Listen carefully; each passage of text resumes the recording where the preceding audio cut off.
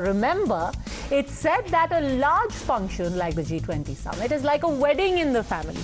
It's massive, it's unwieldy at times. People fight, things go sideways in ways you least expect. But the family rallies around, any glitches or any faux pas is fixed, all of them put on a smile, and everyone gets the job done. But look at how some people in our country have reacted over the last few days over India's organization of the G20, and you would be reminded of a rather dysfunctional family, where while the wedding is on, one family member is just telling the guests about how terrible things are behind the scenes, about how no one gets along with each other, and the decoration, frankly, is rather garish.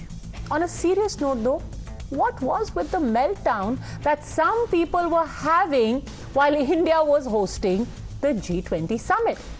Why were some people trying to paint the summit as a colossal failure, a washout, cosmetic, just a rotational presidency?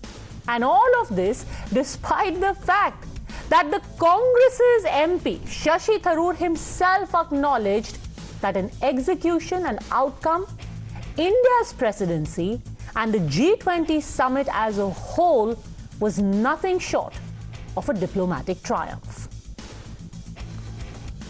So the Delhi Declaration is undoubtedly a diplomatic triumph for India. It's a good achievement because right until the G20 summit was being convened, the widespread expectation was there would be no agreement, and that therefore a joint communique might not be possible. We might have to end up with a chairman's summary. On the presidency as a whole, one of the things that was remarkable, I would say, about the government's conduct of the presidency was that they did something that no previous G20 presidency has done.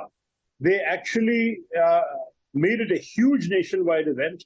Yeah, I'm in touch with both Amitabh Kant, the G20 Sherpa, and with our foreign minister, and I would congratulate them because what they have done is certainly very, very good for India. It is not easy to pull off a diplomatic negotiation like this. Irrespective of what Shashi Tharoor says, the Congress was determined that the summit is a failure. And to back up this claim, facts were a little thin for them, so then there were the falsehoods. On day one itself, it was said that the entire venue is flooded. Truth is, it wasn't. Now it is being claimed that the government has crossed the G20 budget by 300% in order to glorify the Prime Minister alone. The truth, though, is that a total of 4,100 crores was spent to create infrastructure so that India could host the G20 summit, including, by the way, the construction of the Bharat Mandapam. The cherry on top for all of this was when Priyanka Gandhi, in a poll rally in Tonk in Rajasthan, referred to the summit as Inka G20. Listen. आज सुबह तो मैंने देखा कि इनके G20 जब हो रहा था तो बारिश आई और सारा जितना भी वो जहां पे वो G20 की मीटिंग रख रहे हैं उसमें सारा पानी फैल गया है। इससे क्या होगा? देश की जनता को क्या फायदा होगा? लोगों को बुला के इतना खर्चा कर रहे हैं, देश का प्रॉपर्टी बर्बाद हो गया।